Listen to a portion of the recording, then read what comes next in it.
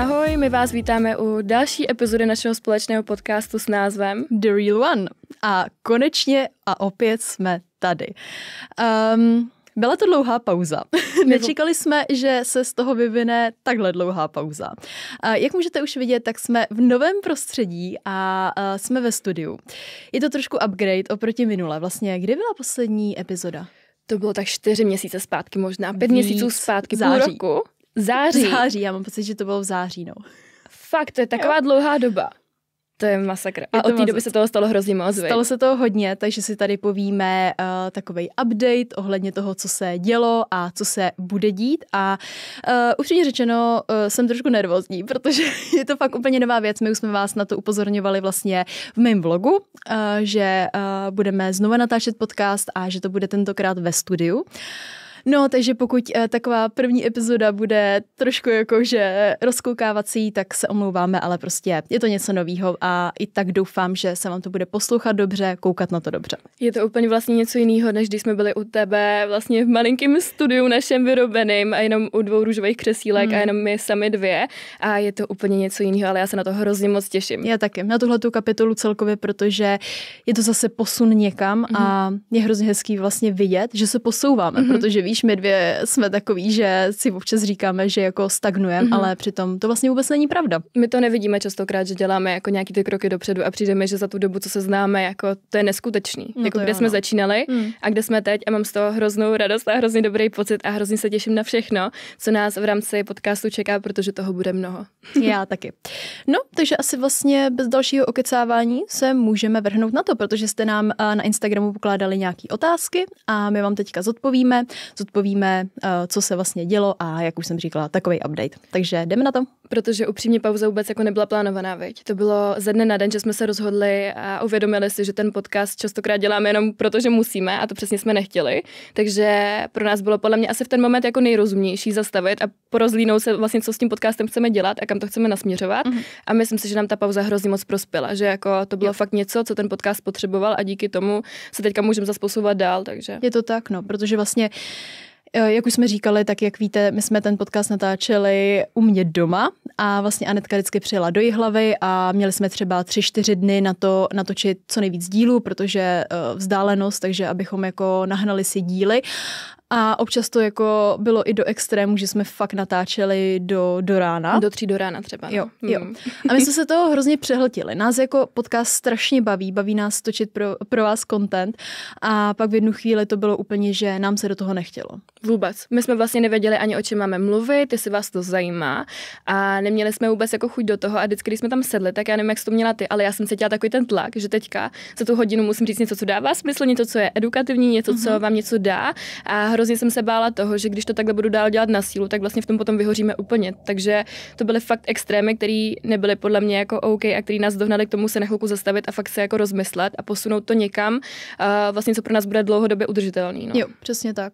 No a my jsme vlastně jako nenatáčeli a pak v jednu chvíli, docela stejnou, jsme si úplně říkali, že už máme hroznou chuť jako jít si sednout na podcast a povídat. Což bylo, já si myslím, že prosinec, leden, něco takového. A pak jsme jako tak o tom debatovali a rozhodli jsme se, že půjdeme do studia. Jo, a že se vrátíme v plných silách zpátky. Že to bude takový asi nejlepší rozhodnutí, protože jak Anetka vždycky přijela do té Jihlavy, tak to bylo i takový jako dovolenkový a nechtělo se nám nic a bylo to fakt jako těžký se k tomu dokopávat, takže takhle je to dobrý, že jdeme na neutrální místo, kde to natočíme, je to vlastně fakt jako práce a pak máme hotovo a odcházíme. Jo, a hlavně to bylo vždycky takový, že já jsem přijela a chtěli jsme být spolu a povídat si jako spolu a ten podcast potom byl jako na druhý kolej a tohle vnímám úplně jako něco jiného. Ještě jak je to v Brně a je to kousek ode mě, tak je to super, že vlastně aspoň se takhle budeme vídat ještě pravidelně a fakt to bude jako práce, protože nám obou dvou dělá hrozně moc velký problém vlastně rozlišit to, co je práce a to, co je zábava. A my častokrát, nebo já to vidím i na tobě, i na sobě, že my častokrát jako fakt pracujeme non-stop a vnímáme to jako nějaký hobby, ale vlastně si neuvědomujeme, že já nevím, od rána do večera jsme za tím počítačem a děláme jako svoje maximum jenom do té práce a pro tu práci, jo. Takže já si myslím, že celkově, když jsme se potom viděli, že to byl nějaký únik od té práce jako u obou dvou, protože jsme potřebovali pauzu a pak ten podcast vlastně nebyl tak kvalitní, jaký bychom chtěli mít.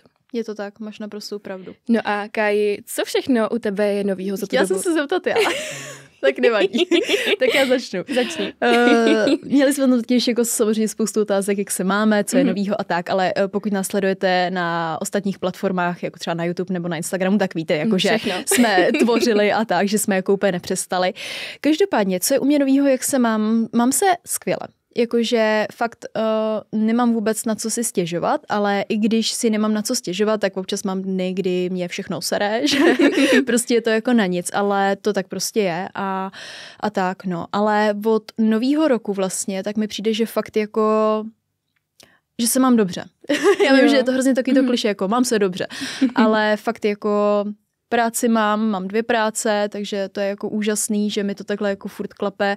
Mám skvělou kamarádku, přítele, rodinu. Teď jsem to neřekla v nějakém pořadí, jak to vnímám. Prostě všechno. To nevadilo.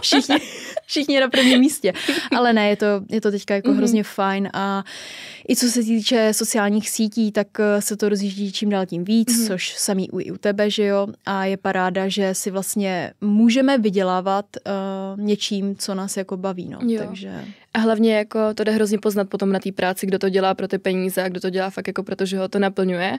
A já i u tebe jako vnímám od toho nového roku, nevím čím to je, ale u nás dvou fakt za ty poslední 3 měsíce takovej rozkvět, ale zároveň, že se to všechno jako tak hezky jako ustálilo, viď? Že to je takový jako hezky plynulý, všechno je tak, jak má být, všechno máme to, co potřebujeme a je to super teďka. Víš, čím to možná je? Já si myslím, že je to i tím, že my vlastně od toho nového roku tak jako jsme se hodili do pohody, protože já jsem si dost uvědomila, že míň je někdy víc a trošku jako mít u zadku, no. Přesně jak říkáš, mně přijde, že v tomhle jsme jako nalazený stejně, že i jako, já nevím, jestli si to uvědomuješ, ale jdeš mi i tady v tomhle hodně velkým příkladem, že ty věci můžou být hezký, stálý, že se furt jako nemusím hnát za ničím, co v tom životě chci dokázat. A že máš toho času fakt jako spoustu před sebou. Já jsem si myslela, že mi skončí, nebo že mi odbyde 19:18 a že já musím splnit všechno, co jsem si v životě nalajnovala.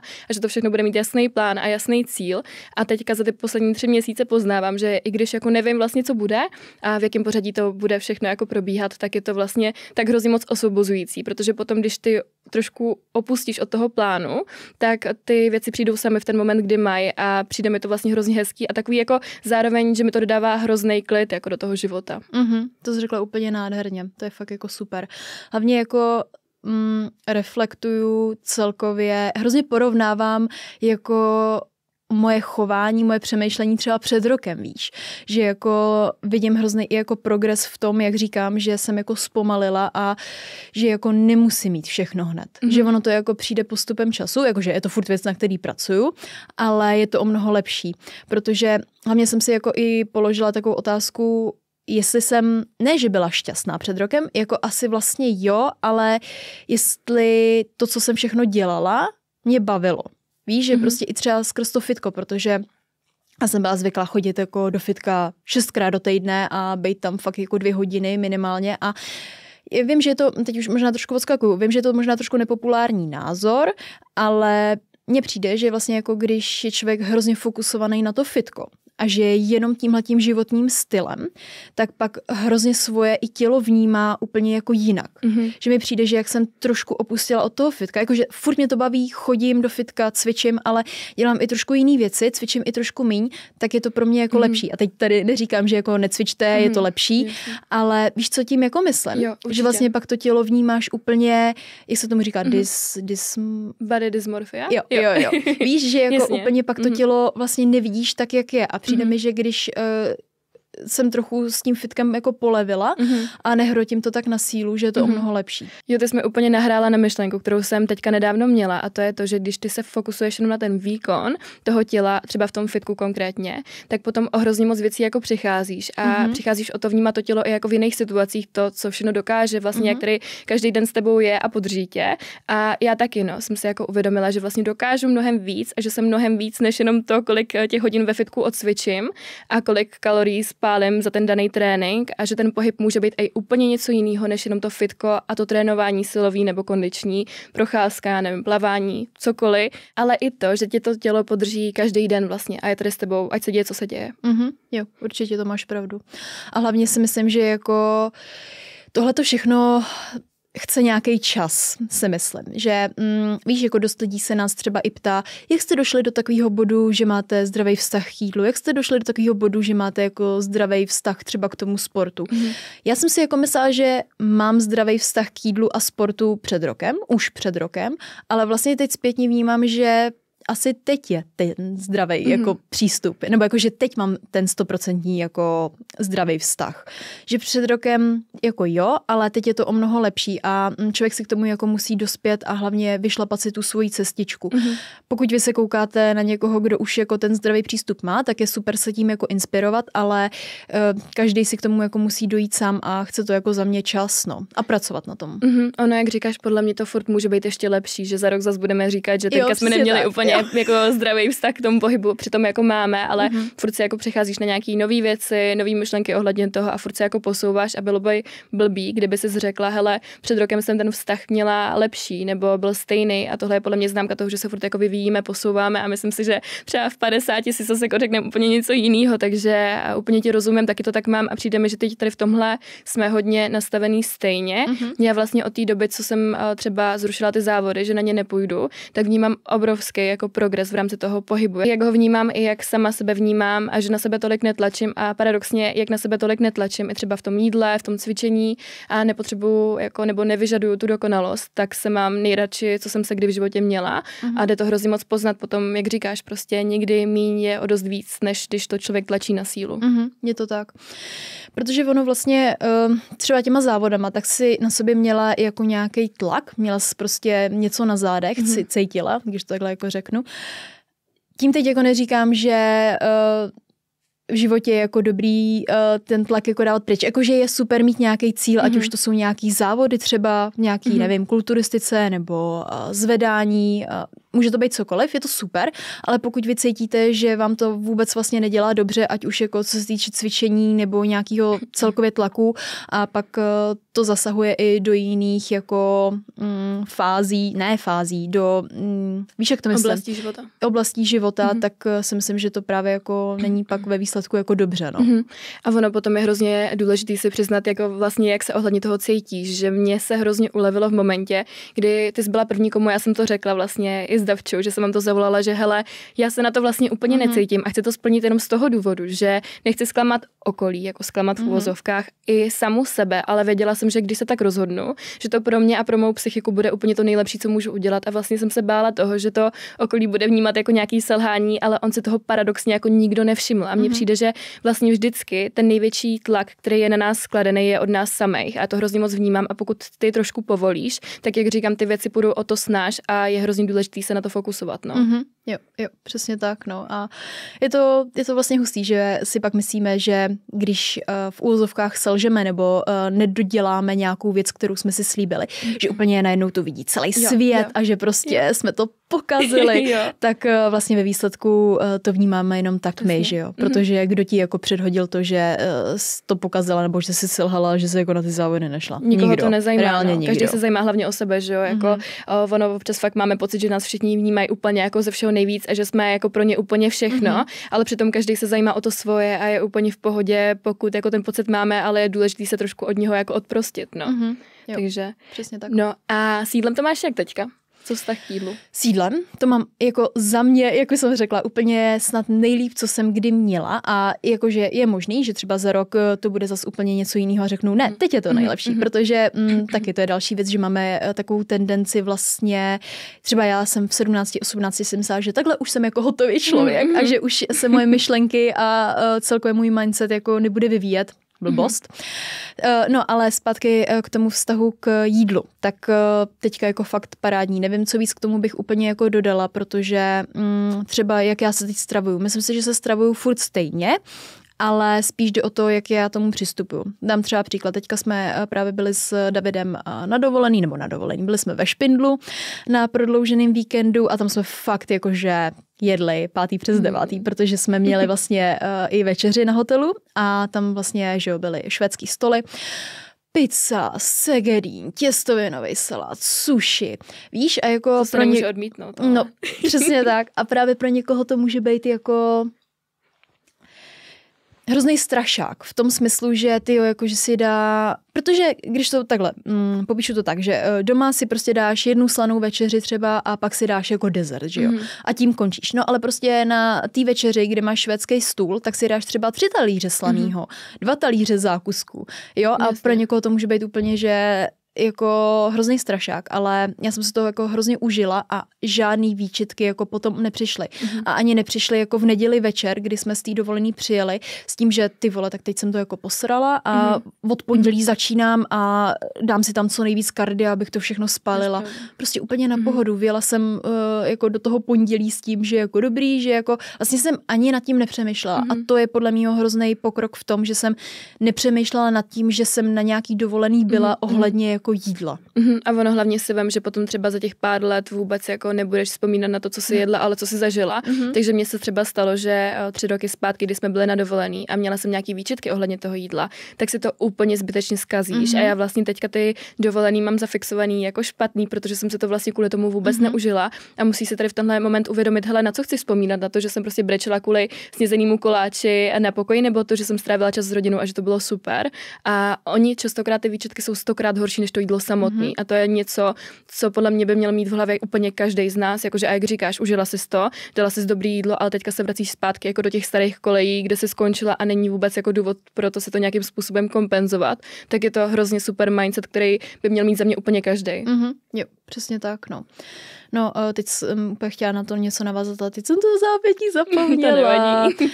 No, já si pak vzpomenu. Každopádně, co ty a vztah k jídlu? No, já to mám asi dost podobně s tím, že já se teďka docela soustředím na ty jiné věci v tom životě a myslím si zase proto platí takový to, že když od toho trošku opustíš, tak to jde líp a já teďka fakt jako jim podle pocitu, podle chuti, podle hladu a to jídlo si užívám, ale vím, že tady jsou i trošku důležitější věci než to, kolik toho sníš a co sníš, takže já teď to tolik neřeším, tak mi přijde, že fakt s tím jídlem mám skvělý vztah, jako neřeším to, ale zároveň si to pořádně užívám, dávám tomu tělu, co potřebuje, ale zároveň co potřebuje i ta hlava a na co mám chuť, ničem se neomezuju a je to jako super. Mám z toho radost. Vlastně za poslední 3 měsíce, jak jsem se hodila do toho klidu, tak vnímám, že to je o dost lepší, protože já jsem typ člověka, který docela dost zajídá stres, takže já na sobě vnímám to, že když mám nějaký hektičtější období, tak hodně trošku tíhnu k tomu jídlu a je to nějaký jako problém, nebo ne problém, ale věc, jako kterou se snažím řešit a teďka vidím, jak jsem taková vyklidněná a nechávám ty věci tak volně plynout, je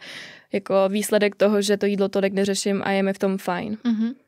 Tak paráda. Máme to obě teďka tak nastavený hezky, veď, si myslím. Jo. Fakt jako já jsem hrozně ráda, že mám jako kamarádku, která miluje jídlo, protože je to vlastně něco, co já ve svém životě jako hrozně potřebuju. Vím, že jako pro někoho už to může být otravný, jak furt jako cpu někam jídlo, fotím jídlo, natáčím jídlo, chodím na jídlo. Jako chápu, že pro někoho to může být úplně, že až zbytečný, ale já fakt jako potřebuju lidi v životě, kteří milují jídlo, protože jídlo spojuje a... To jsem chtěla říct, mně přijde, že to jídlo nás jako mega spojilo, ale hlavně tady vidíš, že i třeba ta potřeba toho jídla se mega mění, protože my, když jsme se začali bavit, tak my jsme jedli jak tank trošku, jako fakt hodně jsme jedli, když se podíváš na ty videa, tak mě se z toho občas jako natahuje, až je, jako kolik musíme toho to tady ale uvést trošku na pravou míru, nebo jakože jak to myslíš, jo. Protože když jsme s Anetkou natáčeli vlastně minulý rok, co jsme dneska jedli, tak jsme se teď na to zpětně koukali a mazec. To je fakt šílený, ale my jsme měli hlad, my jsme měli chuť, to nebylo tak, že ale jsme víš, to do sebe spali. to bylo, protože jsme právě měli jako velký výdej. My jsme cvičili fakt hodně a teda i jako beru to z mýho hlediska, ale i ty, že jo. Tak fakt jako jsem v tom fitku byla furt, tudíž prostě to tělo potřebovalo nazpátek tu energii, že jo. A teď jak cvičím třeba trošku míň, tak ne, že bych jako jedla míň.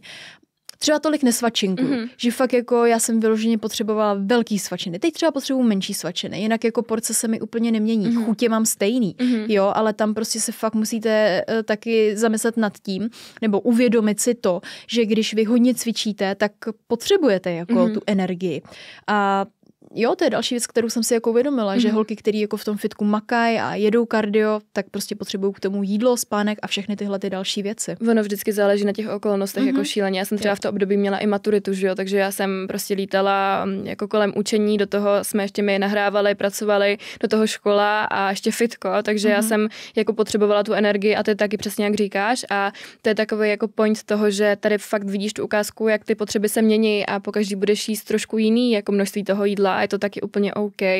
A myslím si, že ale to jídlo nás paradoxně fakt jako dost spojilo s tím, že my jsme jako v ten daný moment potřebovali toho jídla obě hodně. Jo, a bylo to super. Jo, a já jsem nikdy neměla nikoho, jako s kým bych takhle jako v uvozovkách jedla. Užívalo se to tolik a prožívala to.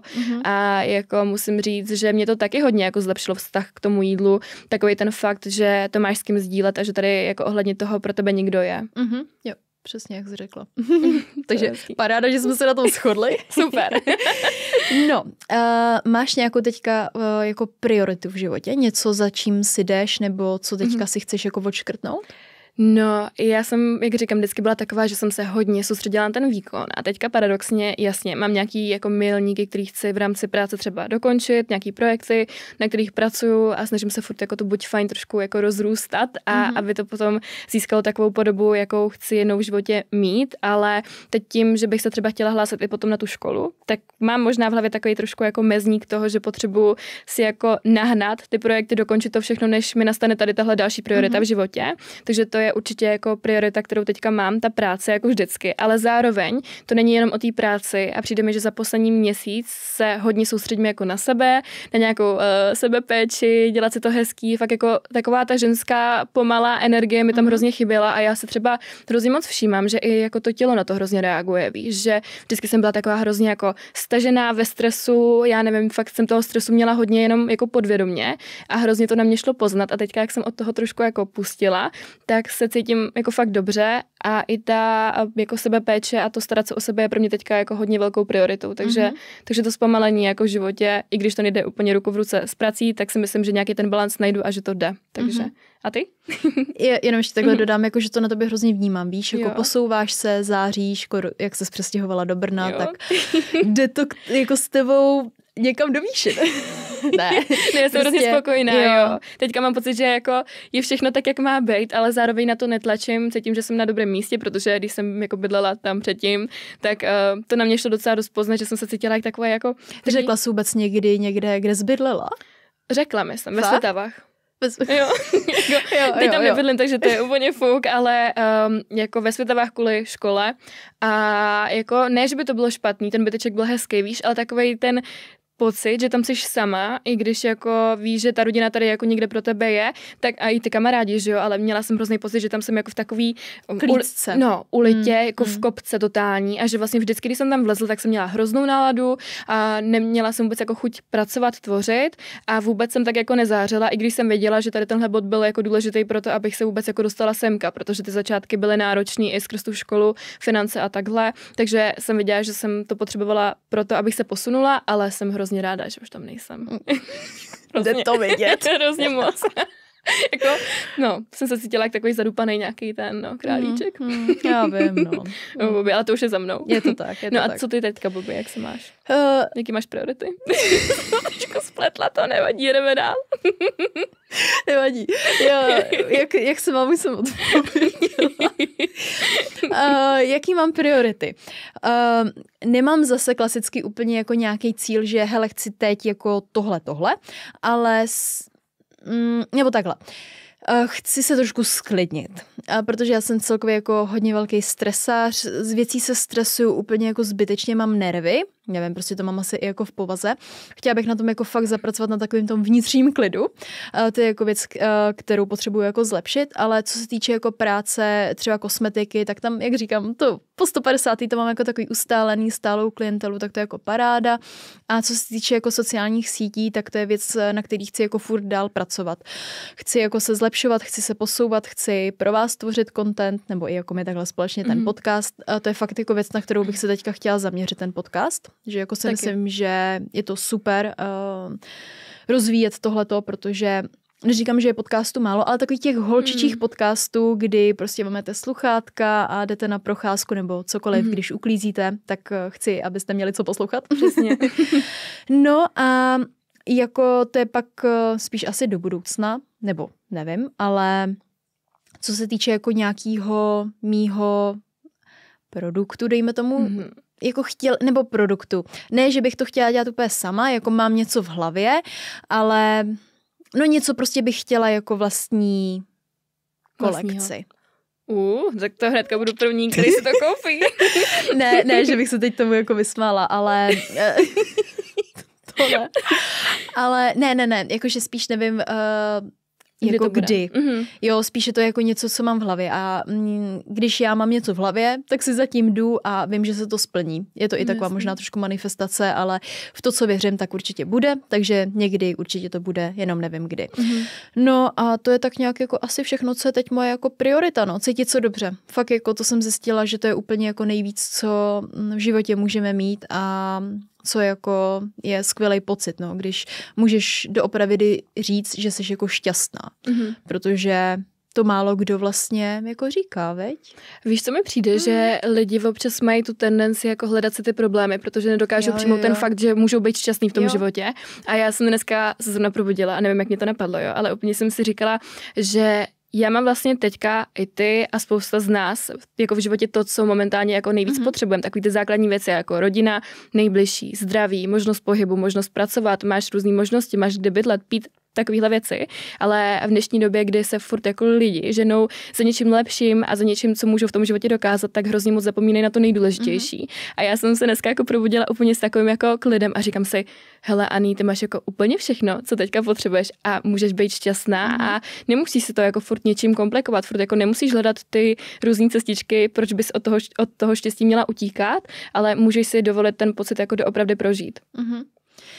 Jako jo, to určitě máš pravdu, ale já jako dost třeba bojuju s tím, že pak právě mám chvilky, kdy se cítím fakt jako na nic a úplně si vyčítám v hlavě, že ty vole Karolíno, jako ale ty vlastně se vůbec nemáš důvod tak cítit a pak jsem v takový jako zamotaný prostě v kruhu, kdy jako si říkám, v začarovaném kruhu, pardon, neměla jsem si na to vzpomenout. No, takže prostě pak víš, jako to už jsem tady jako naťukla, no, že fakt jako nemám důvod jako se cítit blbě, ale jako cítím, no, občas. Ale není to jako, že bych jako byla úplně, to jako ne, ale tak to máme všichni. Ono, jako jak říkáš, to mají všichni a mně přijde, že i možná na sociálních sítích třeba my dvě hodně to ventilujeme, že takový dnes jsou a je hrozně snadný se nechat jako pohltit těma lidma, kteří jako prezentují to jenom, že je všechno dokonalý a já neříkám, že se takhle probudím každý den, jako třeba včera jsem se probudila s tím, že je zase všechno jako na prd, jo, ale bejt si vědomý toho, že takový dnes jsou a že to k tomu patří a že stejně ale máš jako všechno, co potřebuješ a i přesto tady tenhle pocit může přijít. Jo, přesně tak. A jo, a ty sociální sítě, je to síť, do který se jako chytáme, kde vlastně dost lidí ukazuje jako tu hezkou část toho dne třeba, což my jako taky, že jo, ukazujeme prostě, jak jsme produktivní, nebo co zažíváme, kam jedeme, takže jako taky třeba určitě na někoho můžeme působit, že máme všechno srovnaný a všechno na 100%, ale já prostě, když se cítím na hovno, tak třeba zrovna nedotačím blok. A nebo prostě jako fakt nemám náladu vůbec jako se točit, nebo víš, jak to myslím. Jasně. Ono jako taky mám tu tendenci jako nebrat tu kameru vůbec do ruky. Třeba jsem měla teďka týden, kdy jsem si připadala, že ty věci jako nemají na chvilku smysl, že jsem ztratila takový ten svůj směr, protože nějaký ten drive jako do toho potřebuju. A úplně jsem neměla chuť jako vlastně tvořit, ale říkala jsem si, hele, tohle je součást taky jako té tvojí práce, té tvojí cesty. Takže jsem se jako překonala a říkám si, hele, já jenom tu myšlenku dám ven, že takhle se mám, takhle se cítím a že to je OK. A jedem dál, jako víš, jenom takový to připomenutí těm lidem, že i takový dny jsou a že to všechno není jenom růžový. A myslím si, že my v tom máme jako hezký balans. I ty třeba řekneš, hele, dneska jsem neměla vůbec chutí do fitka, dneska jsem prostě třeba prasila hodně v uvozovkách, nebo jsem neudělala to, co jsem chtěla, ale je to normální a nebudu se z toho hroutit a potom pojedu dál. Ale zase na druhou stranu my lidi jsme jako, máme v sobě takovou tu lenost, přirozenou lenost, že jo, to máme všichni. A mně se jako dost často do věcí nechce, jako ať už je to do práce, do natáčení něčeho, do spolupráce, jo, jako přiznám to, taky se mi prostě furt 100% nechce jako tam trlíkovat před telefonem, ale kdyby jsem prostě pokaždý, kdy se mi nechce, se na to vykašlela, tak kde jsem? Prostě jsem furt jako na té startovní čáře, že jo. Takže od toho se to jako všechno odvíjí, prostě když se vám nechce, tak je jako potřeba se překonat a jít do té práce, do školy, protože ten, kdo chodí do školy a řekne si vstane o 6 a v 7 má být ve škole, řekne si jako nechce se mi, tak vypnu budík a nejde, tak jako takhle pak přistupuje k životu. A to je prostě můj názor toho, že jako ten, kdo je nezodpovědný k těmhletěm věcem, tak bude jako celkově nezodpovědný v životě za mě. Přesně, jako rozdíl je ten jako být línej, ale znát nějaký svoje povinnosti a nějaký jako svoje, proč ty věci děláš. Já taky mám dny, kdy se mi taky nechce nic dělat, nebo kdy se mi nechce jít cvičit, nahrávat, nebo jsem z toho nervózní a taky by bylo snazší si říct, hele, prdím na to, nebudu to dělat, prostě je to pro mě teďka jednodušší. Ale musíš myslet na to přesně, jak říkáš, kam ti to dostane, kam ti to dovede a co ti to přinese. A jasně, nějaký věci jsou otravný, mě se taky nechtělo chodit do školy před tím rokem a teďka jako to zase vidím jinak, ale vím, že bez toho, aniž bych tam jako chodila, bych tu školu nikdy nedokončila, jo, takže to bylo taky podstatný a jak říkáš, jako je důležité to takhle vybalancovat a myslet na tady tohle, že být línej je normální, je to v pohodě, ale zároveň s tím trošku umět pracovat. Jo, přesně tak. Dáme si tady poslední otázku. To je jaká je otázka. Protože my, když jsme procházeli ty otázky, samozřejmě jsme tam nedali všechno, co jste se nás ptali, protože to bychom tady byli dlouho, ale tahleta otázka mě převelice zaujala a chci semka dát. Co bychom si pořídili za 1 milion korun, když bychom teďka dostali 1 mega? Začni. Mám začít? Já jsem nad tím jako hodně přemýšlela, ale i když mám jako nějakou představu, tak stejně podle mě jako nejrozumnější by samozřejmě bylo je někam ty peníze investovat. Takže bych ty peníze investovala jako do budoucnosti, protože vím, že teďka vůbec jakoby nevím, co bych se s tím 1 milionem počala. Jo, takže bych to investovala jako a jako fíčka. Jídlo. Ne, investovala bych to do budoucnosti, do něčeho, do nějakého. Takže by si to jako třeba nechala? Jako, že by si to prostě uložila na účet a bylo to tam? Spíš jako bych to někam investovala, ale já tady těmhle věcem moc nerozumím, takže se do toho nechci úplně pouštět, já bych asi se spíš jako někoho na to poptala přímo, ale určitě vím, že bych si to jako nenechala teďka pro nějaký svoje účely, že nepotřebuju úplně nic. Možná investice třeba do nějaký svojí jako věci, jak to buď fajn vlastně převízt do toho offline světa, tak to vím, že možná by tam taková možnost byla, protože mám spoustu vlastně nápadů, jak to buď fajn jako uchopit a samozřejmě finance jsou k tomu potřeba, to si nemůžu říct jako takhle ze dne na den, jo, tohle bude super, postavím si tady něco, takže asi to možná, anebo jak říkám, ta budoucnost by byla asi taková jako nejlepší volba. Jo, takže jako když bys dostala mega, tak by to nebylo jako, že jedu na dovolenou asi na Bali. Asi ne. Spíš jako já tyhle věci si chci našetřit, abych tam měla takový dobrý pocit. Jo. A z těch peněz, který jakoby jsem si vydělala, si dám takovouhle odměnu, že teďka vím, že ty peníze si prostě bokem dávám na tady tyhle věci, abych se někam podívala, abych prostě mohla cestovat, protože nyní to, jak říkám, prostě nejsem milionář a neřeknu si jenom, že zítra prostě odlítám. Takže je to pro mě takový jako hezký tady v tomhle, že vím, že nějakou tu odměnu potom za to mám a vidím ji tam. A asi bych si to tolik neužila, kdybych prostě, já nevím, odjela na rok někam cestovat za ten 1 milion, když vím, že to můžu udělat i jinak. A ty to máš jak? No, máme to dost podobně. Já jako, když by se mě na tohleto někdo zeptal v 17, v 18, tak mu řeknu, jedu na Chodov. Jakože fakt, protože pokaždý třeba, když my jsme s taťkou často takový to, co kdyby teď prostě jsme vyhráli třeba 500 000, nebo kdybych já vyhrála 500 000, tak já jako první bych jela na Chodov. No, tak to už úplně ne. Jako když by jsem dostala fakt teďka 1 milion, tak taky. Samý, buď bych... Promiň, ale jsem si představila, jak to musíš stívat za ten mega prostě a užívat si to. Ne, jako asi, když by to v 17, tak jedu na Pařížskou. Ale ne, to není úplně jako právě moje priorita. Já bych buď si ten 1 milion uložila, ale jak jsi právě řekla, jako s tím investováním, taky tomu úplně nerozumím. Nalijme si čistého vína, takže úplně nevím, kam bych ty prachy jako do investování dala. To prostě se přiznám, v tomhle tomu úplně nejsem zběhla. Takže buď jako, ne, na účet bych to nedala. Já, když by ten 1 milion, tak bych si chtěla udělat v hlavě, nebo chtěla bych udělat nějaký saunový svět. To je boží. Ještě tak to je boží. No.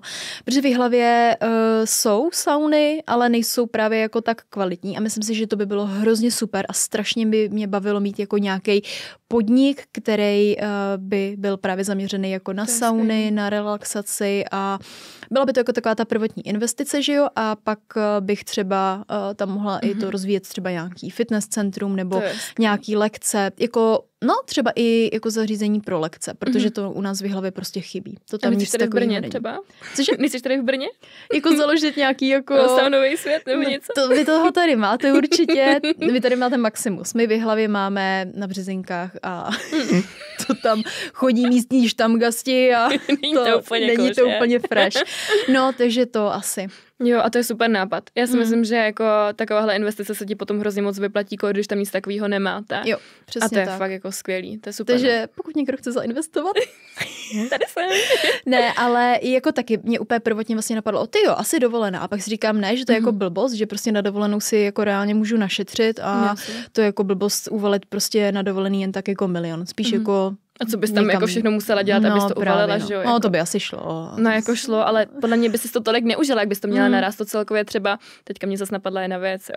Ale to je jako taková ta tendence, všechno splnit jako hnedka teďka, tak si představ, že ty věci máš všechny naraz, ty všechny cíle a přání, které ty teďka chceš, to by si člověk prostě tolik neužil, jako i celkově jako v životě za mě. Kdyby mi to všechno teďka nasolili jako pravdu, pod nos, tak si toho tolik nevážím. A to mě napadlo teďka i na té cestě, no, že kdybych to dostala všechno, tak z toho tolik nemám. Jo, to máš pravdu, protože prostě když si k tomu člověk jako dojde sám a získává a odškrtává si to, tak je to mnohem lepší, než když to má všechno najednou. Máš pravdu, to jsme řekli moc hezky. Jo, krásný. To byl super díl, že mě to hrozně bavilo. Jo, bylo to úžasný. Sice jsem furt nervózní, ale bylo to super. Příště už to bude lepší. Jo, těšíme se na příště. Jo, tak se mějte všichni moc krásně, užívejte každého dne. A dejte nám určitě vědět, jak se vám dnešní epizoda líbila a co byste chtěli třeba slyšet za témata tady od nás. Jo, právě. A ještě tady jenom podotknu, naše veškerý podcasty jsou zadarmo a budou zadarmo. Ano. Najdete to jak na YouTube, na Spotify, tak na Apple podcastech, takže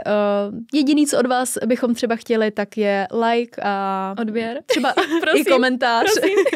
A jinak se budeme těšit u další epizody. Mějte se krásně. Pa, pa. Bye.